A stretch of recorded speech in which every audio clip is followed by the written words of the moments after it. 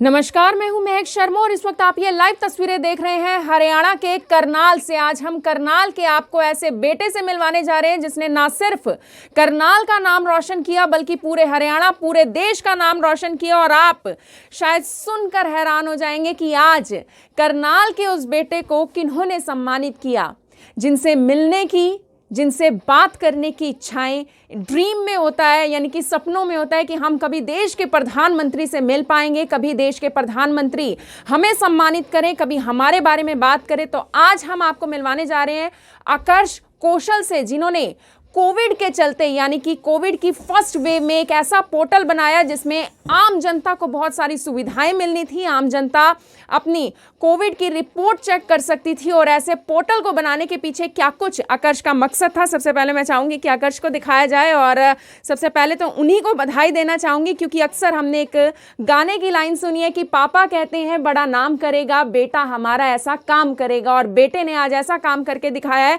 कि उनके जो पिताजी यहाँ पर खड़े हुए हैं, डॉक्टर गगन कौशल, जो कि करनाल के जाने माने डॉक्टर हैं, मेडिकल डायरेक्टर हैं करनाल के लाइफ केयर हॉस्पिटल के, उनका भी पूरे करनाल में नाम रोशन कर दिया आज आकर्ष कौशल ने। तो सबसे पहले तो आकर्ष, आपको बेहद ज़्यादा बधाई हो। पूरे करनाल का, पूरे हरियाणा का और पूरे देश का आपने नाम रोशन किया है। और मैं आपको बताना चाहूँगी कि प्रधानमंत्री राष्ट्रीय बाल पुरस्कार से आकर्ष को आज नवाजा गया है, सम्मानित किया गया है देश के प्रधानमंत्री ने। आकर्ष, जैसे कि मैंने अपने व्यूवर्स को बताया कि लोगों का ड्रीम होता है, लोगों का सपना होता है कि देश के प्रधानमंत्री कभी उनके बारे में बात करें। आज तो उन्होंने आपको नवाजा है। बहुत गर्व की बात है कि उन्होंने मुझे इस अवार्ड के लायक समझा। ये 3 दिन पहले कुछ पता चला था मुझे कि ये अवार्ड मुझे मिल रहा है, तो पूरे फैमिली में बहुत सारी खुशी थी, सब कोई खुश था। कितनी एज कैटेगरी में हैं आप? आपकी एज क्या है? क्या कुछ करते हैं आप अपनी पर्सनल लाइफ में? मैं 17 ईयर्स का हूँ और मैं अभी 12th में हूँ और मैं अभी 12th की बोर्ड की तैयारी कर रहा हूँ। तो ऐसा क्या किया था आकर्ष आपने जिसको लेकर आज आपको इतना बड़ा पुरस्कार मिला है? फर्स्ट वेव के दौरान जब लोगों को RT-PCR रिपोर्ट्स का एक्सेस नहीं था, तो मैंने एक ऑनलाइन पोर्टल बनाया जिससे लोग अपनी RT-PCR रिपोर्ट्स इजीली डाउनलोड कर सकते हैं और वो डिजिटल फॉर्मेट में होती है, बाद में उसे वो प्रिंट कर सकते हैं और जो वेरियस यूजेस हैं उसके लिए यूज़ कर सकते हैं। तो इस पोर्टल को बनाने के पीछे आकर्ष आपका क्या कुछ मकसद था? यानी कि लोगों को आपने परेशान देखा जिसके बाद आपने सोचा कि ये पोर्टल बनाना बहुत ज़्यादा ज़रूरी है, और पढ़ाई के बीच में इसका समय आपने कैसे निकाला? ये लॉकडाउन के टाइम बनाई गई थी, तो मेरे पास एक्स्ट्रा टाइम था और ऊपर से मेरा प्रोग्रामिंग में 7th क्लास से इंटरेस्ट है, तो मैं एक बड़ा प्रोजेक्ट बनाना चाहता था। और मैं काफ़ी न्यूज़ सुनता था कि किसी को कोई ट्रैवल में प्रॉब्लम आ रही है, उनको एडमिशन नहीं मिल रहा किसी हॉस्पिटल में, तो वो RT-PCR रिपोर्ट्स नहीं थी क्योंकि उनके पास। तो मैंने सोचा कि अगर मैं हेल्प कर सकता हूँ किसी तरीके से, तो मैंने वेबसाइट बनाने का ऐसे सोचा। तो मैं आपको बताना चाहूँगी कि पूरे देश भर में कोविड के चलते 61 बच्चों को चयनित किया गया था, जिसमें से 32 बच्चों को लास्ट ईयर यानी कि पिछले साल सम्मानित किया था और 29 बच्चों को इस साल सम्मानित किया गया। और 29 बच्चों में से भी आकर्ष का एक नाम है, अपने आप में काबिले तारीफ है। और हरियाणा में से 2 बच्चे ऐसे बताए जा रहे हैं, यानी कि आकर्ष के समेत एक और बच्चा है जो कि हिसार का शायद बताया जा रहा है। हिसार का है या सिरसा से? सिरसा से हैं वो भी। उन्होंने किस कैटेगरी में अवार्ड जीता और आपने किस कैटेगरी में अवार्ड जीता? मैंने सोशल सर्विस में जीता है। उनका भी प्रोग्रामिंग से रिलेटेड था, पर मेरे को एग्जैक्ट कैटेगरी याद नहीं है। इनोवेशन में है उनका इनोवेशन में। सर, आपको भी बधाई हो बहुत ज़्यादा, आपका भी नाम रोशन किया आज आपके बेटे ने। बिल्कुल, ऑफ कोर्स कोई भी बेटा ऐसा करेगा तो बाप को अच्छा ही लगेगा। तो सर, क्या कुछ इसका बिहेवियर है, यानी कि घर में किस तरीके से है, पढ़ाई में किस तरीके का है आकर्ष? पढ़ाई में अच्छा है और खेलकूद में भी मतलब जितना इंटरेस्ट लेता है अच्छा है। अच्छी चीज़ ये है कि सोशल मीडिया से ज़्यादातर दूर ही रहता है, डजंट यूज़ एनी फेसबुक और इंस्टाग्राम। ज़्यादा से ज़्यादा यूट्यूब पे समय बताता है, जहाँ पे ये इसने अपनी कोडिंग भी वहीं से सीखी ज़्यादातर।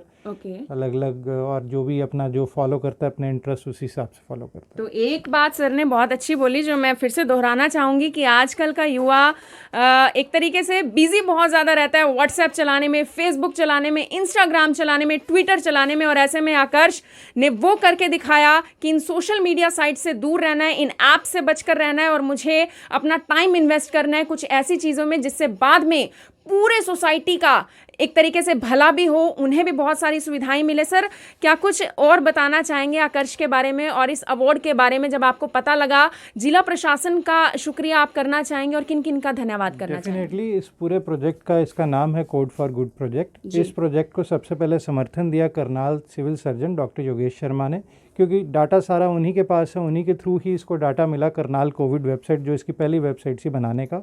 तो उन्होंने डाटा दिया, फिर उन्होंने सजेस्ट किया कि हमारे पास RT-PCR पोर्टल नहीं है, तो क्या आप बना पाओगे इस साइट पे, क्योंकि साइट पहले सिर्फ रोज़ का डाटा शेयर करती थी कि कितने केस हुए और वो सब। तो उसके बाद इसने कोई मेहनत करके 20-25 दिन में वो डाटा तैयार किया, वो पोर्टल जो काफ़ी सक्सेसफुल रहा। अब करनाल में कल्पना चावला का अपना पोर्टल भी है खैर। लेकिन उस पोर्टल के सक्सेस के बाद जो करनाल में पहले बना था, तो अम्बाला हेल्थ डिपार्टमेंट ने इसको कांटेक्ट किया कि हमारा भी एक बना के दो। फिर अम्बाला का बना तो फिर यमुनानगर ने कांटेक्ट किया, फिर ऐसे Panipat, Sonipat, Israna, Agroha medical college, NC medical college, new medical college, multiple लोगों ने कांटेक्ट किया, तो उन सब की इसने RT-PCR पोर्टल बना के दिए। तो करनाल में तो फिर भी 2 पोर्टल हैं, उन जिलों में इकलौता इसी का ही पोर्टल और कोई नहीं। ऑफिशियल गवर्नमेंट रिपोर्ट्स सारी QR कोडेड उसी के थ्रू जा रही हैं, पासपोर्ट नंबर्स वगैरह के साथ, ताकि लोगों को आज की डेट में भी वो यूज़ हो रहे हैं। सिर्फ ऐसा नहीं कि फर्स्ट वेव में, सेकंड वेव पर अब तक चले आ रहे हैं, थर्ड वेव में भी। करनाल कोविड साइड आज भी रोज़ अपडेट हो रही जा रही है। तो CMO साहब का सबसे बड़ा इसमें योगदान रहा है। उसके बाद DC साहब ने इस पूरे प्रोजेक्ट को बहुत अच्छा सपोर्ट किया है। उन्होंने शुरू में सारी इसकी परमिशन दी, ऑफिशियल साइट जो करनाल डिस्ट्रिक्ट की है उसमें इसको लिंक करा, और साथ में इसके बारे में पब्लिसाइज भी कराया ताकि लोग इस साइट का फ़ायदा उठा सकें।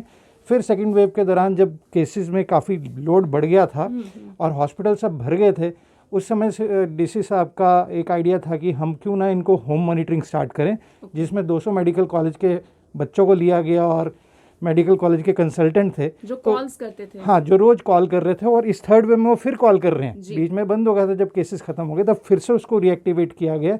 उसके लिए भी उस प्रोजेक्ट में इसको शामिल किया गया, होम मॉनिटरिंग प्रोजेक्ट में। और वो पूरे प्रोजेक्ट का जो ऑनलाइन संचालन है, जो वो प्रोजेक्ट का मॉड्यूल है, सॉफ्टवेयर इसने बना के दिया उनको, जो आज भी यूटिलाइज हो रहा है। तो उससे पेशेंट्स को बहुत बेनिफिट हुआ कि जो लोग घर पे सीरियस हो सकते थे उनको आइडेंटिफाई करके जल्दी शिफ्ट कर लिया गया, and saved many lives also. और इसी तरह सेकंड वेव के दौरान जब हॉस्पिटल भर गए थे, लोग एक हॉस्पिटल जाते थे बेड नहीं है, दूसरे में जाते हैं बेड नहीं, उनको पता नहीं किस हॉस्पिटल में बेड है।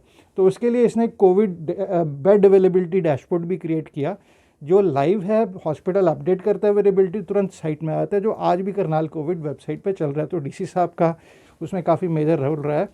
और इस प्रोजेक्ट के लिए एक्चुअली नॉमिनेशन ही सिविल सर्जन साहब ने किया था इसका, और DC साहब ने रिकमेंड किया था इसको। सर, डॉक्टर योगेश कुमार जो कि करनाल से CMO है स्वास्थ्य विभाग से, उनका आपने धन्यवाद किया। जिला प्रशासन से करनाल के डिप्टी कमिश्नर हैं निशांत कुमार यादव, उनका आपने धन्यवाद दिया। लेकिन मैं आपसे जानना चाहूँगी, इस पोर्टल को बनाने में आपका कितना सहयोग रहा है? मेरा डेफिनेटली इसमें सहयोग रहा है, क्योंकि जो भी सारा कुछ मेडिकल से रिलेटेड है, क्योंकि तो इसको उसके बारे में इंफॉर्मेशन प्रोवाइड करना और थोड़ा एक्सेस दिलाना, CMO साहब से मुलाकात के लिए इसको अपॉइंटमेंट दिलवाना, DC साहब से अपॉइंट, क्योंकि नेचुरली बच्चे को आप जाओगे तो सीधा अपॉइंटमेंट तो नहीं मिलेगी। तो मैंने अपनी तरफ से जितने मैं रिसोर्सेज इसको उपलब्ध करा सकता, बाकी बनाना इसका काम है, लेकिन डाटा वगैरह का जो असेस है वो फिर मैंने प्रोवाइड कराया वहाँ से उनसे बात करके, और इसका सही उपयोग किया जाए, क्योंकि बड़ा ज़रूरी है कि डाटा गलत हाथों में ना जाए।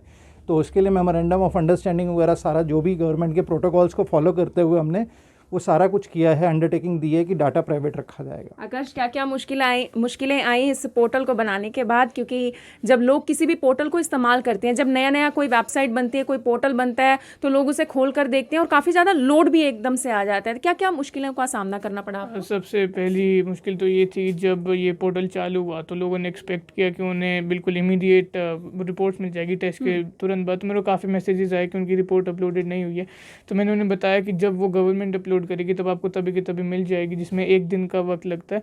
और दूसरा, हमने जो भी प्राइवेसी इश्यूज़ पहले हो सकते थे उनको हमने बिल्कुल अच्छे से इंश्योर किया, क्योंकि वो कंप्यूटर साइंस में एक बहुत बड़ी चीज़ होती है। कोई भी आप प्रोजेक्ट स्टार्ट करते हो, privacy is the first priority. तो लाइफ में क्या करना चाहते हैं आप? मोटिव क्या है लाइफ में?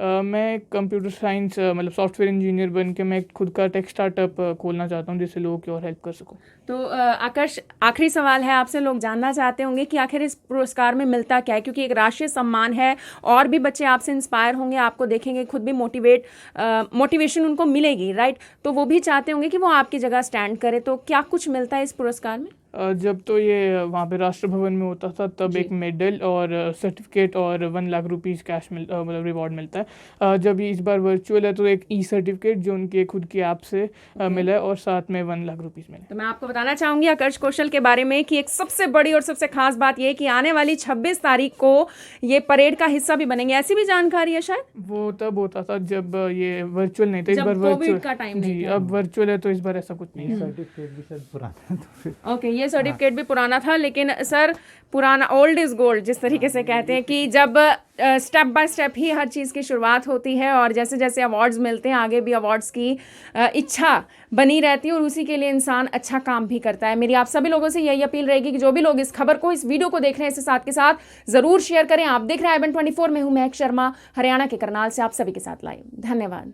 अब यहाँ तक आ ही गए हैं तो हमारे चैनल को सब्सक्राइब जरूर करें और नीचे दिए गए बेल आइकन को जरूर दबाएं ताकि हर खबर सबसे पहले पहुंचे आप तक।